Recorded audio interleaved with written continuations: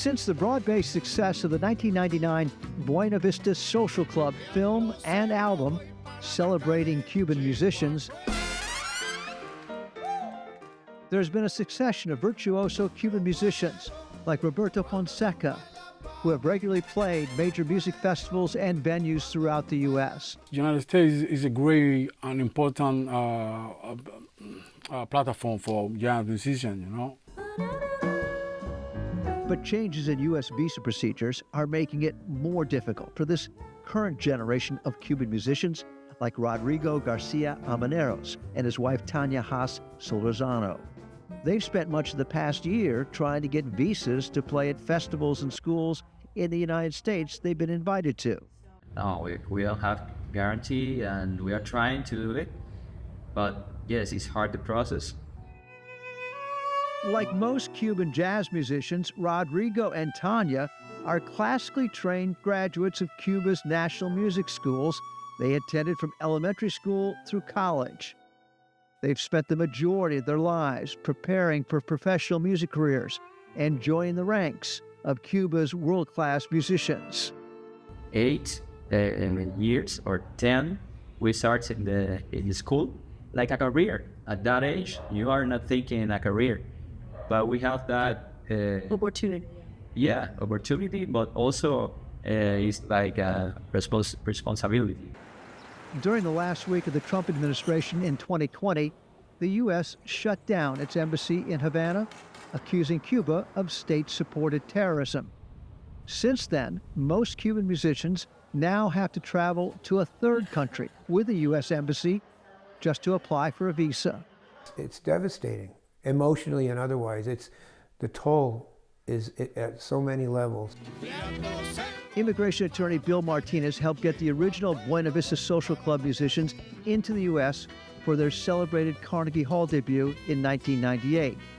He continues helping them and other Cuban musicians work through their visa application nightmares. The big change is that administrative processing, which happens after the consular interviews, is causing long delays and sometimes resulting in the cancellation of tours. And is it predictable? Do you know when you apply for a visa how long it's going to take? You can never know. It's absolutely unpredictable.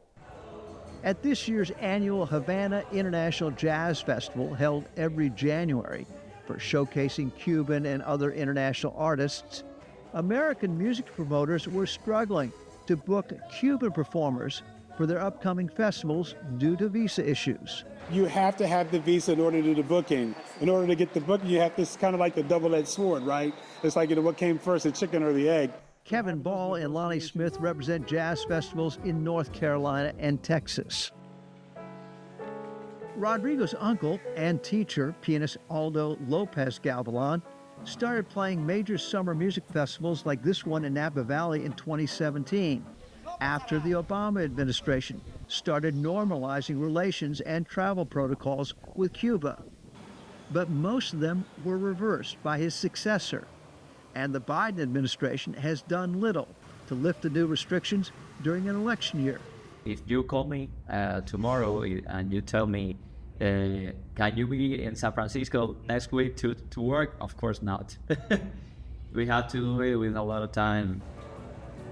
While they waited indefinitely for their visas, American audiences could only see them perform in old Havana's tourist restaurants, which have also been impacted by the added U.S. restrictions on Americans and foreigners traveling to Cuba.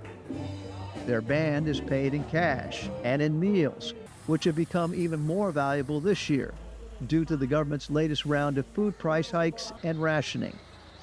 We know a lot of cases of musicians going out of the country, not because they don't want to be here, because it's really hard to get jobs. Most of the cast for last year's off-Broadway musical revival of the Buena Vista Social Club film were Cuban musicians who had previously left their country for professional reasons. According to the U.S. Customs and Border Patrol, nearly 500,000 Cubans are believed to have migrated to the U.S. in just the last 2 years due to their declining local economy. Our proposal, this moment, is to live here in Cuba and to go and just return at the end. I think that's about love to a family, to our home, and also to our country.